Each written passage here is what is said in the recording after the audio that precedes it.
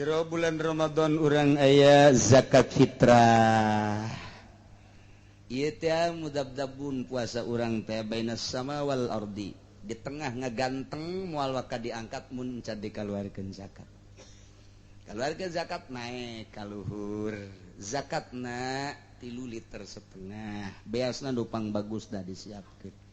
Keutamaan bagi jelema nu deuk balik ka Jawa Tengah, balik ka Jawa Timur, memeh bulan, memeh lebaran, ngazakatlah di lembur masing-masing.